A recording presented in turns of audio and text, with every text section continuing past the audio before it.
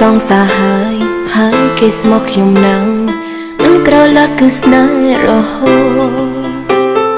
តែពេលនេះខ្ញុំផ្លែកអារម្មណ៍គិតដូចគួតពេលគេម្នាក់នោះមកសុំស្នេហា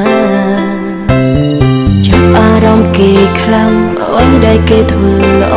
ខ្ញុំចេះតែតបតក្បែរនៃសង្សារហើយខ្ញុំអូនសំឡាញ់ពាក្យផ្អែមដែលគេវាចាខ្ញុំច្របល់អរអស់ហើយខ្ញុំដូចជាចង់លេងសើចនឹងគេទាំងមិនមែនស្នេហ៍ពិតខ្ញុំចង់នៅក្បែរនៅចិត្តសងមើល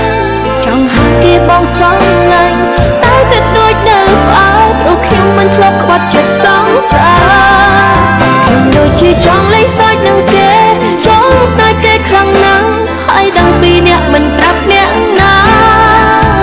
ចង់បំពេញបំណងខ្លួនឯងលាក់បាំងផ្នែកសងសារទោះដឹងថាក្តីស្នេហានេះមិនស័ក្តិសមតែចិត្តចង់ធ្វើ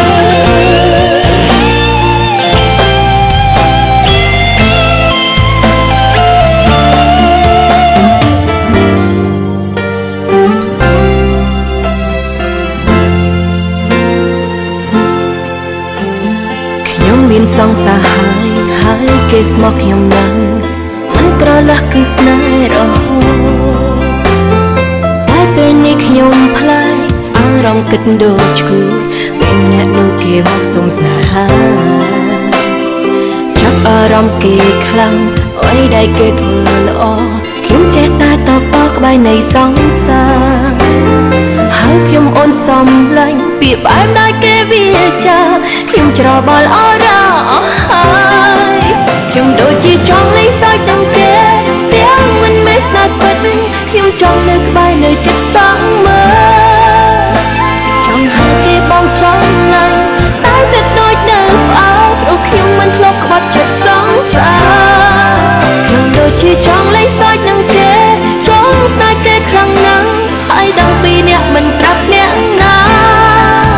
ចង់បំពេញបំណងខ្លួនឯងលាក់បាំងផ្នែកសងសារទោះដឹងថាក្តីស្នេហានេះមិនស័ក្តិសម